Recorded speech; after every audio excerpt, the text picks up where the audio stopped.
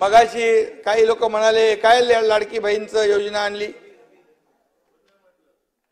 अरे बाबा सगळे काय बोले बोगस, पैसे नाही, काय नाही, कुठून देणार, कसं देणार। अरे जेव्हा तुम्ही म्हणालात हे देणार कुठून, हे चुनावी जमलंय। अरे कर्ज केलं म्हणाला 1 लाख रुपये कोटी। अरे आम्ही कर्ज काढतोय कुणासाठी, गोरगरिबांसाठी, आमच्या बहिणींसाठी, आमच्या भावांसाठी, आमच्या शेतकऱ्यांसाठी। हे तर तुमच्यावर लागू आहे ना। आणि म्हणून आम्ही आमच्या बहिणींसाठी लाडकी बहीण योजना आणली। तुम्ही गेल्या अनेक वर्षात सरकारमध्ये होतात, कधी सुचलं नाही आपल्याला। आम्ही बहिणीला 1,500 रुपये म्हणजे 18,000 रुपये वर्षाला देणार आहोत। नाना या लाडक्या बहिणीला तुम्हाला लाडकी बहीण जी काय कडकी ठेवायची आहे का कायम? अरे तिच्या आयुष्यात काय चांगले दिवस आणायचेत का नाही? खरं म्हणजे विजयराव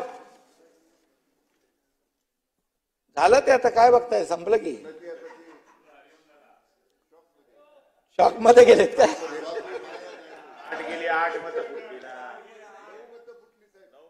विजयराव जी, विजयराव नाना भाऊ जी बहीण बांधते राखी, तिला का ठेवायचे दुःखी हे पण जाहीर करा। विजयराव तुम्ही इथे लाडक्या बहिणीच्या योजनेवर टीका केली, पैसे कुठून आणणार, लाख कोटी कर्ज काढलं। पण एक मला सांगा, टीका केली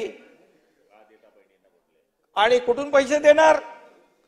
अरे तुम्ही जेव्हा खटाखट 1 लाख रुपये देणार तेव्हा म्हणालात, आम्ही विचारलं का? आम्ही विचारलं? पण आम्ही पटापट योजना जाहीर केल्या आणि देणार। आणि म्हणून आणि बघा नानाभाऊ इकडे टीका करतात, सुनील हसतोय, इकडे आमच्यावर टीका करतात आणि तिकडे शाखेवर बोर्ड लावतात मुख्यमंत्री माझी लाडकी बहीण योजना। समाधान आहे, समाधान आहे। अरे तुम्ही आम्हाला घटनाबाह्य मुख्यमंत्री म्हणता, घटनाबाह्य सरकार म्हणता, मग आमची योजना तुम्ही बोर्ड लावता तिकडे। तालुक्यात बोर्ड चांगला आहे, चांगला आहे। अरे तुमचा आता मुख्यमंत्र्याचा फोटो लावा ना। अरे मुख्यमंत्र्याचा फोटो लावायची तेवढी दानत नाही, योजना घ्यायची। पण ज्या मुख्यमंत्र्यांनी योजना केली त्याचा फोटो काढून टाकला तिकडून।